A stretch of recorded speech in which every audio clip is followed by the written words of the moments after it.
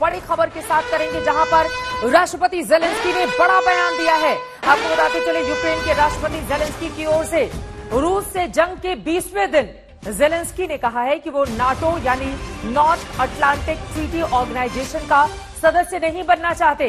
Zelensky ने कहा कि यूक्रेन के लोगों को इस तथ्य को मान लेना चाहिए कि यूक्रेन नाटो का सदस्य नहीं बनेगा। 20 दिनों की जंग में यूक्रेन खंडहर में तब्दील हो चुका है। रूस दरअसल यही चाहता था, इसी बात का आश्वासन उसको चाहिए था जेलेंस्की की ओर से, जिसको अब स्पष्ट कर दिया है यूक्रेन के राष्ट्रपति ने। इसका सीधा सा मतलब यही है कि रूस जो चाहता था उस बात को यूक्रेन ने इस वक्त स्वीकार कर लिया है। और इस वक्त सीधे गौरव सावंत ग्राउंड जीरो से जुड़ चुके हैं ज्यादा जानकारी के साथ। गौरव, सीधे आपका रुख करते हुए, आखिरकार रूस जो चाहता था 20वें दिन ही सही, लेकिन उसको मनवाने में वो कामयाब रहा। जेलेंस्की अब जाकर कह रहे हैं कि नाटो में शामिल नहीं होगा यूक्रेन। इतनी देर से ये बुद्धि कहां से आई? क्या देर आए दुरुस्त आई या बहुत लेट हो गई है इस बात को कहते कहते? अब संभवतः इस बात को बहुत देर हो गई है चित्रा, क्योंकि रूस की सेना अब कीव के दरवाजे पर खड़ी है और कीव के अंदर उसने वार करना शुरू कर दिया है।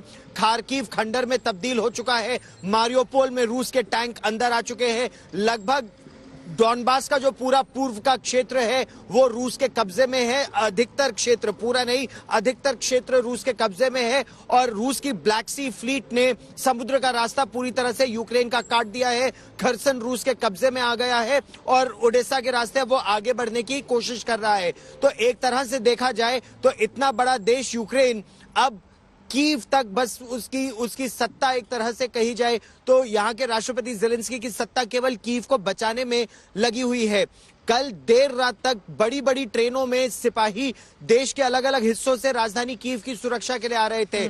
बख्तरबंद गाड़ियां बड़ी बड़ी ट्रेनों में आ रही थी केवल कीव की सुरक्षा के लिए। तो अब इस तरह का बयान देना कि नेटो में नहीं शामिल होगा, आपको याद होगा एक हफ्ते पहले उन्होंने कहा था कि हम घुटनों के बल नहीं जाएंगे गिड़गिड़ाते हुए नेटो में शामिल होने के लिए। लेकिन इससे रूस संतुष्ट नहीं था। रूस के दो यहाँ पर लक्ष्य है, एक सत्ता परिवर्तन, दूसरा नेटो के साथ जो आर्मी एक्सरसाइज करते आ रही है उसको पूरी तरह से डीनाजिफाई करना, जैसा रूस का दावा है, या फिर पूरी तरह से डीमिलिटराइज कर देना। और कुछ हद तक इस लक्ष्य की प्राप्ति में वो आगे बढ़े हैं। अब देखना यह है कि इस लक्ष्य की प्राप्ति में उनको ज्यादा समय लगता है या कीव को बचाने में इस तरह के बयानों की किस तरह की भूमिका रहेगी राष्ट्रपति जेलेंस्की की। एक और सवाल जिसका जल्दी से जवाब चाहूंगी गौरव से, तो क्या ये माना जाए कि चूंकि जेलेंस्की की ओर से नाटो में शामिल नहीं होने को लेकर अब रूस को आश्वासन दे दिया गया, तो ये जो इतने दिनों से लगातार जंग चल रही थी, क्या ये माना जा सकता है कि अब गुजरते वक्त के साथ ये थम जाएगी, क्योंकि रूस जो चाहता था यूक्रेन ने वो कर दिया?